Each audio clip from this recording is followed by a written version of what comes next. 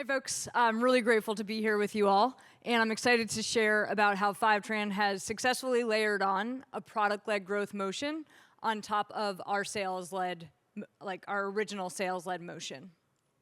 So I'm gonna start with a quick stat here. At Fivetran in 2024, we had 200 sales reps, and 5 of those sales reps, plus PLG, generated 22% of our incremental revenue. Let that sink in. 3% of our sales reps, alongside a successful product-led growth motion, generated more than 20% of our company's incremental revenue last year. It's working. We've been building Fivetran's self-service motion into the high-velocity, low-cost, revenue-generating machine that Fivetran needs it to be for our future success. And in the next 20 minutes, I'm going to share with you the approach we took, the data-driven approach we took to layering PLG on top of a successful sales-led motion.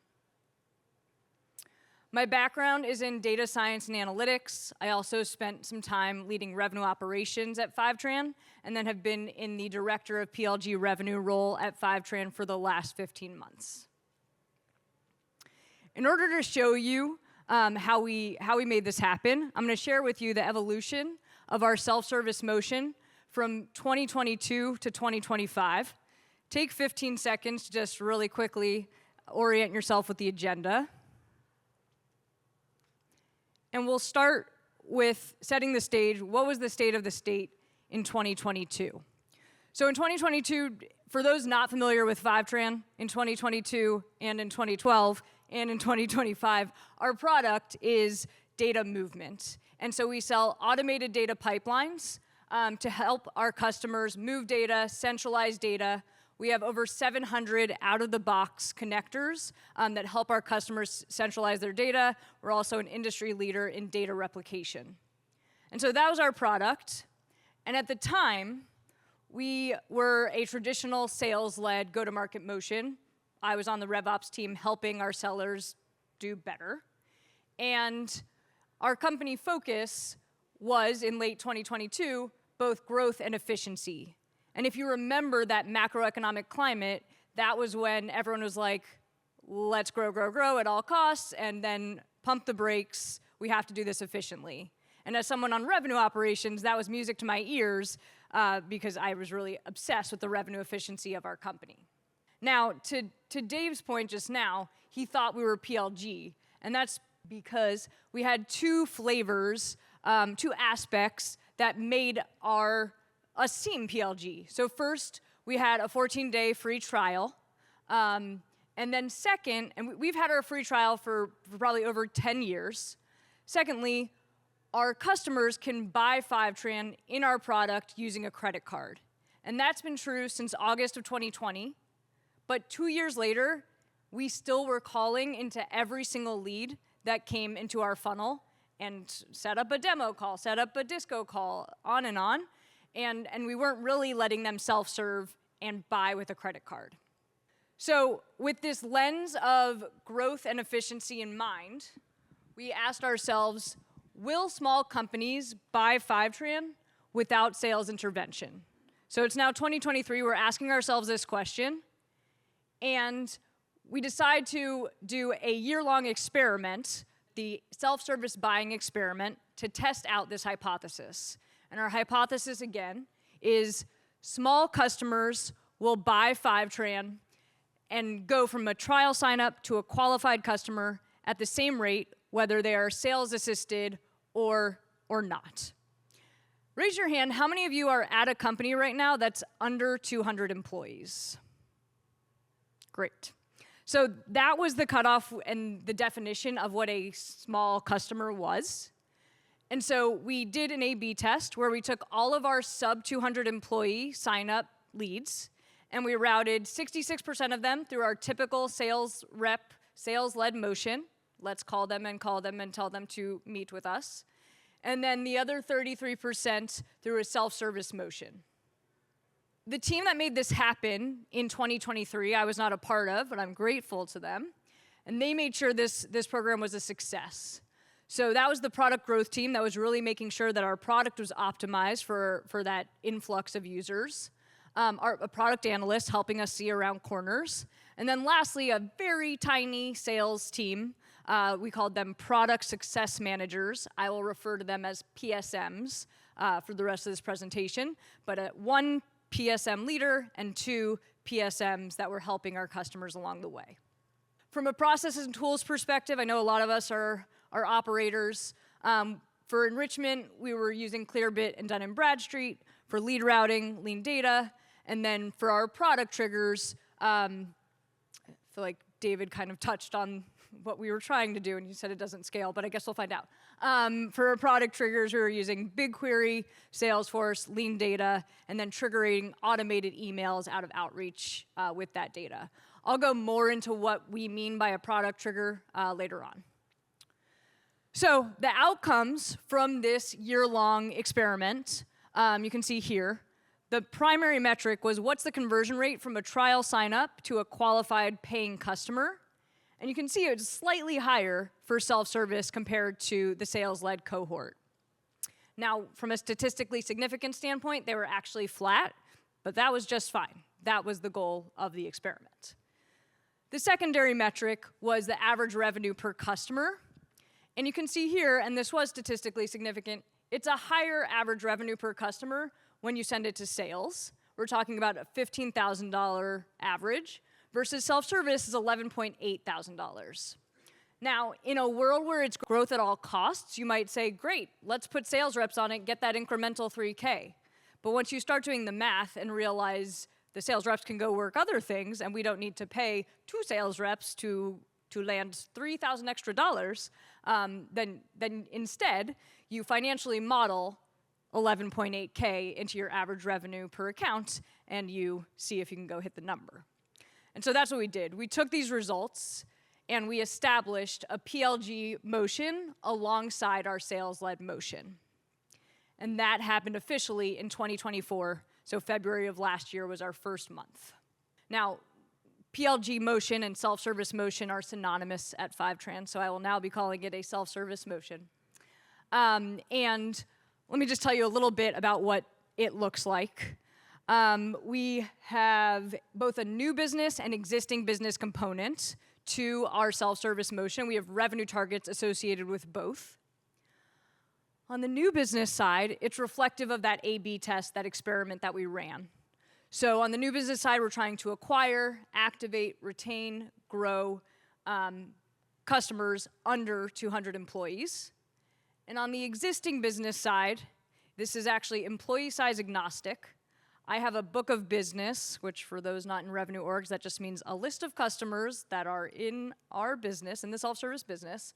I have a book of business of 3,200 existing customers that were each spending under 30K ARR. And expansion has been alluded to a few different times, and the whole last session I had the pleasure of attending was about expansion. Now, at the beginning of last fiscal year, I could look at the data and see the target that I was given for expansion, we were going to hit organically, which was really, really nice, and you could say lucky, right? Our product is solid. Users get value from our product, and when they want to connect to another data source and bring more data into their data warehouse, they just go do it. And so with my very lean team that we had, we didn't have to focus on expansion. And looking at the early data, it was really clear that we needed to focus on new business acquisition because we were not going to hit the number on that side of the house, that side of the business. So the rest of this conversation is going to be about that new business acquisition because that's where we needed to focus our efforts and turn the business around. A lot of questions about like, okay, so what team of people are supposed to go do this? Who's responsible for this number? So I was the director of PLG revenue. I reported into the VP of demand gen. And so that team is like feeding my team, our leads. And then I have 2 direct reports, 1 PLG marketer and 1 sales leader or a product success manager leader. And we started the year with 2 product success managers. That little product success management team is the same group of sales folks who did the experiment. And then lastly, we have a product leader who sits on our leadership team. She runs the product growth team. And so we have a good dotted line relationship with the product growth team, making sure what our users are seeing in the product is helping them land and expand with Fivetran. So I'm a few months into the role, and I'm looking at our outcomes. And what I notice, so one of our key metrics is how many customers we need to land per month. And you can see the magenta line is going up and to the right, and our blue bars of new customers landed is pretty flat. And nothing that we're doing is going to make it go up and to the right alongside that magenta line. I clicked in one level further and saw that we had this concept of like no-touch new customers and PSM-influenced new customers. And what I saw was we roughly had high 50s, low 60s no-touch customers who were truly able to come in, find Fivetran, do a trial, say, yeah, I'll put in a credit card and pay you money, that many a month.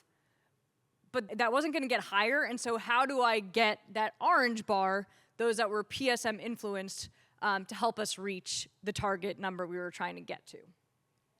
We realized that if we did not make changes in the second half, we would finish at 71% to our new business revenue target. So we made 2 changes to improve our new business results, and they kind of align to the no-touch bars and the PSM influence bars of new customers we were trying to land. So when you think about a no-touch user journey, I'm sure you've all gone into products that you're like, wow, this is beautiful. I know exactly what button to click next. Oh, that worked. Neat. Let me put in a credit card. And then you've probably seen quite the opposite products where you're not really sure what to do next to find success. And so from a no-touch perspective, we really needed to dial in our UI and UX. Now, you can't land 60 customers a month, no touch, without pretty solid marketing and product that came well before the self-service motion was alive and well. And so we were standing on that. But what we noticed when we went into the product, when I clicked into our customer's UI, is that every time I got there, I kind of felt like it was death by 1,000 cuts.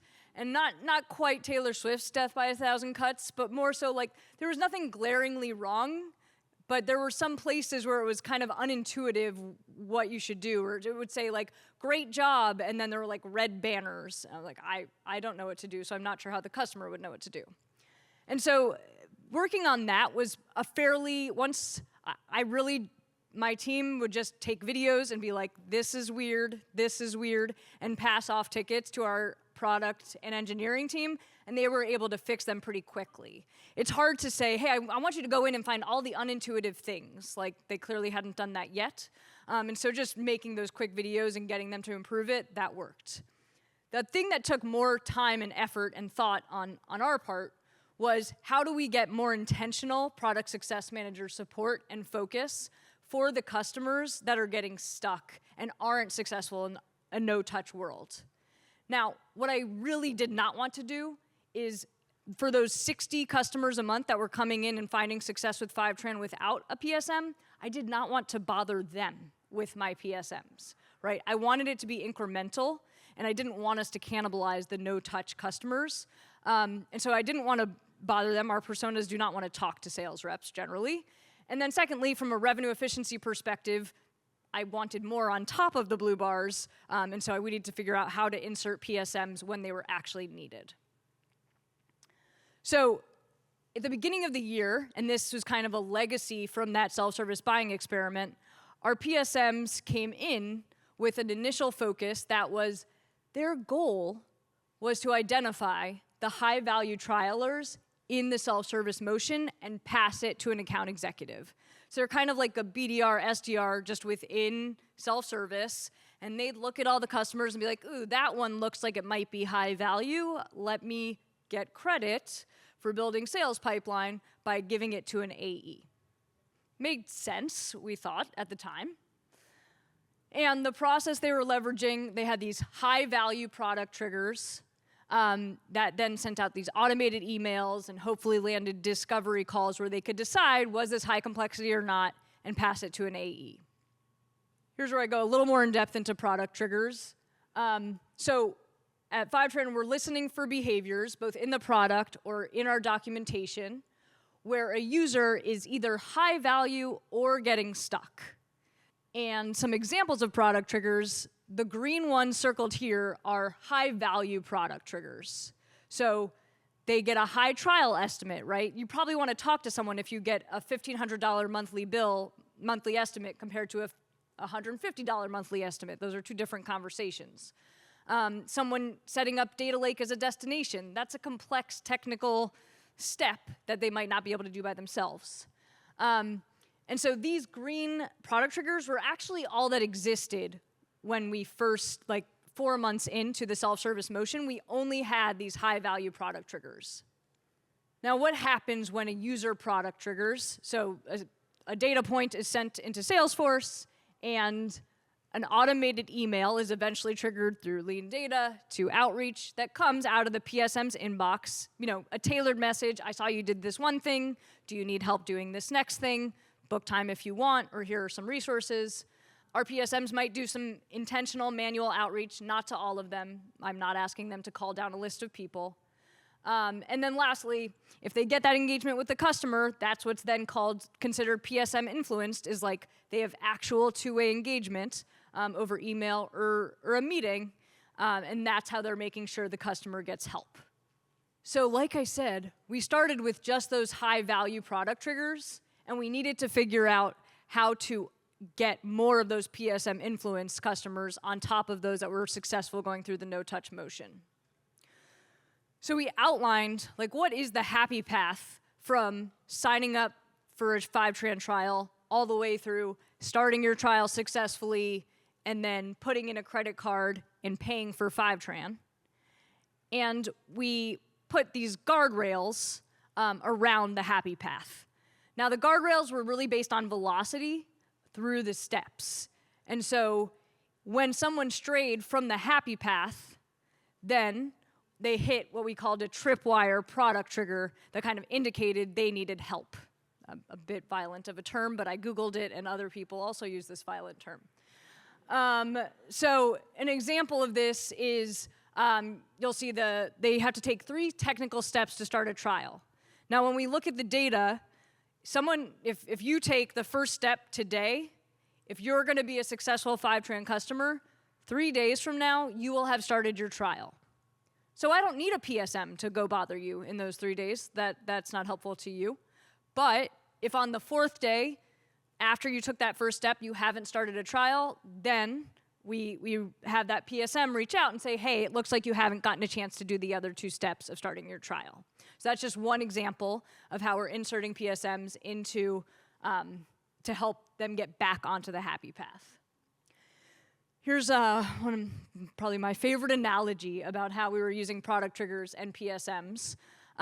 So before we changed their focus, when they were focused on these high-value accounts to pass to sales, I think about the net as like the product triggers and the PSM's time. They were casting out their net, and they were looking for these big fish, the trout there. And so they might find 5 trout and 3 minnows, and they help all of those fish, and that's very nice. And then they're passing 5 of the trout up to the sales reps because they need more help, and they're helping those 3 little minnows get through and stay in self-service. And then we changed the focus, right? We added in these, hey, we want you to unstick customers, and they've left the happy path. And so instead of casting their net to the 5 big fish, they're casting their net to wherever they're seeing the most fish, which are typically going to be smaller customers, which is what we're trying to do in our self-service motion. And so they cast out their net. They then end up helping 18 minnows and passing 2 trout to the sales reps, right? And it's just a much more efficient motion. So we changed their goals and quotas based on this change in our strategy. So their primary goal now was to unstick customers in their journey. The secondary goal was to continue to find those accounts that needed to be passed to the AEs, because we're not trying to waste revenue by not passing those big accounts to the AEs. And then their quota, instead of building pipeline for another team, was to just unstick those customers and influence a certain number of customers per month. To give you a sense of the volume compared to our commercial AEs, our PSMs have a quota of 14 influenced customers per month. Our commercial AEs are landing 2 to 3 customers per month. Of course, the deal size is very different, but that just speaks to how high velocity, high volume our self-service motion is. And similar process they were using, except for this time they didn't just have their high value product triggers, they also had the tripwire product triggers. So what were the outcomes of our changes that we made? This is the chart we saw earlier before we really invested in these changes, both the changes to our UI and the changes to our product trigger. And you can see that once we basically were able to maintain that blue no-touch customer coming in every month and pour on top of it the PSM-influenced new lands, which was the goal that we set out to do. As far as like specific metrics that improved, when you look at our trial start to paid start conversion rate, and what I mean by that is out of the trialers, what percentage of them put in a credit card? Before we inserted the PSMs properly, we had a conversion rate of 12.1%, and after, we bumped it up to 16.6%. Our new qualified logo average went from 74 to 97 monthly. And then when you look at our ARPA, average revenue per account or per customer, it was higher in PSM influenced, not markedly. I'm sure my CEO would tell me it wasn't statistically significantly higher, and that's just fine. But it was slightly higher. But what really mattered to me is at the end of the day, the ARR for no touch was actually higher than the ARR for PSM influenced. At no point was the goal that the PSMs influence all of the customers landed through our self-service motion. It was really about protecting those who could do this no touch and helping those who needed a little bit more hand-holding. And so that kind of wrapped up our first year as a full-fledged motion against generating 22% of Fivetran's incremental revenue last year. Some learnings through that experience. First, the importance of de-risking a go-to-market change. So it's a really big change to send all of those leads to the self-service motion in 2024. And by doing our A/B test in 2023, we were really able to get the executive team, marketing team, sales team more comfortable with that notion. Secondly, the impact of offensive analytics. Raise your hand if you've heard the term offensive analytics. Great. So read an article by Elena Verna and Tom Loffer a couple of weeks ago about the difference between offensive and defensive analytics. And basically, I would guess that every human at a company in this room does defensive analytics. It's like, the sign-up volume went down. Let's all like run around in circles and find out why. The conversion rate went down. We can't go to the next meeting. We have to figure out why. Like, that is just defensive analytics that we're all very familiar with. It's a blast. And so really embracing offensive analytics, and like even when things are going well, you know, we have a cadence of daily and monthly data review that really helped illuminate the opportunities we needed to turn this business around. The third, again, was that learning about, hey, we can get 55 monthly no-touch customers.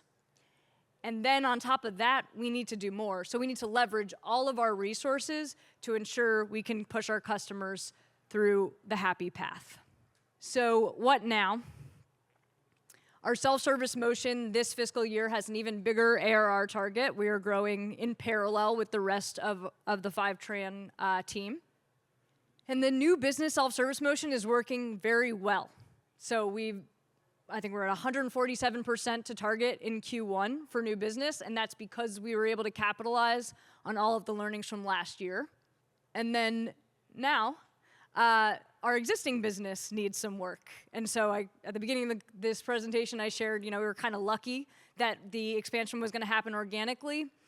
The target is such this year that new business will probably be okay with what we've put in place, and we have a whole lot of work to do when it comes to expansion. So I appreciated the last session on expansion and appreciate just being able to figure out what this looks like for Fivetran in its next iteration. And with that, I appreciate your time. Thank you.